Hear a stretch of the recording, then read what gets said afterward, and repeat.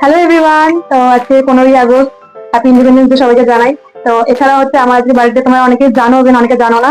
তো আজকে জন্মদিন সকালে একটু অন্যরকম ভাবে শুরু হয়েছে, ভেবেছিলাম বিয়ের পরে জন্মদিন হয়তো একটু স্পেশাল হবে, কিন্তু শরীরটা সত্যি খারাপ, ঠান্ডা লেগেছে। তো সকাল তেমন কোনো প্ল্যান ছিল না, জাস্ট উঠে হালকা ব্রেকফাস্ট করে স্নান করে নিয়েছি।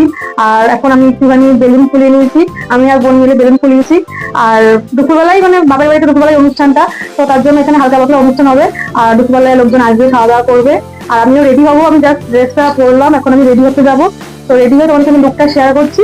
আর আজকে কি হচ্ছে না হচ্ছে, কি মেনু হচ্ছে, আর কি কি অ্যারেঞ্জমেন্ট আছে, তো সেগুলো সবই তোমাদের সাথে শেয়ার করবো। তো চলো দেখি। হ্যালো বন্ধুরা, তোমরা কেমন আছো? আজ স্বাধীনতা দিবস, 15ই আগস্ট।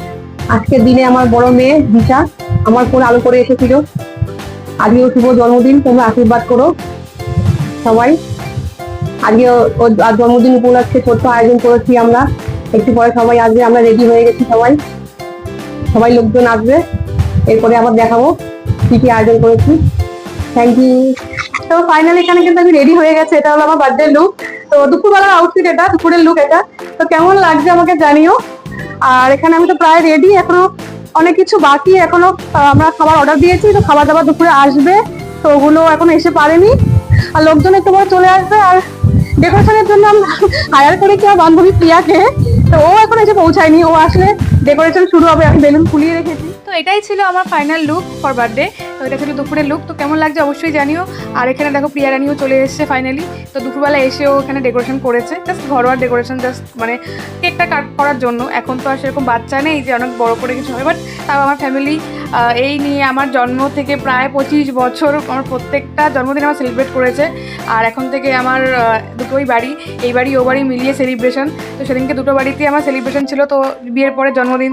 তো ভাবছিলাম যে সেরকম কিছুই হবে না, বাট হবে না করতে করতেও বেশ অনেক কিছুই হয়েছে। প্রত্যেকবারের মতো আমার বাবার বাড়ি, বাবা নিজের বাড়ি, সেখানে আমার প্রথম সেলিব্রেশনটা হয়েছে, সবাই মিলে এখানে আশীর্বাদ করেছে। তো এখানে অনুষ্ঠানটা ছিল বেসিক্যালি দুপুরবেলাতেই। আর সন্ধ্যাবেলায় ভেবেছিলাম সেরকম কিছু হবে না, কারণ ভেবেছিলাম আকাশ এসে জাস্ট কেকটা কাট করা হবে। তো ও আমার জন্য মানে ভীষণ বড় একটা সারপ্রাইজ রেখেছিল। তো তখন অবধি আমি জানতাম না, তখনও দুপুরবেলা সব এখানে সমস্ত কিছু অনুষ্ঠান চলছে আমাদের। তো দুপুরে আশীর্বাদ পর্ব এখানেই শেষ হলো। তো তারপরে চলে আসি আমরা খাওয়া দাওয়াতে। তো খাওয়া দাওয়াতে কিন্তু প্রচুর মেনু ছিল। আর এখানে ছিল কিন্তু রাজু ক্যাটারার। তো এখানেও কিন্তু আমার বিয়ে আশীর্বাদ সমস্ত কিছুর মানে রান্নাবান্না অ্যারেঞ্জমেন্ট কিন্তু সে দাদারাই করে যাচ্ছে। দাদাদের ছাড়া কিন্তু আমরা ভাবতেই পারি না। তো তোমরাও তোমাদের স্পেশাল দিনে রাজু ক্যাটারারকে বুক করতে পারো। আর সবার লাঞ্চ করার পর চলে আসে আমার পালা। আর এখানে মা কিন্তু আমাকে বেশ সাজিয়ে গুছিয়ে, যেরকম প্রত্যেকবার আমাকে দেয় সেভাবে খেতে দিয়েছে। আর মেনুতে ছিল হচ্ছে মাঝে মাঝে মুগ ডাল, বেগুন ভাজা, ইলিশের সর্ষে দিয়ে ঝাল, আর ছিল চিকেন কষা, চাটনি, পাঁপড়, মিষ্টি। তো এলাহি আয়োজন ছিল, পুরো রাজকীয় খাবার দাবার। তো আমি খাওয়া দাওয়া শেষ করে এখানে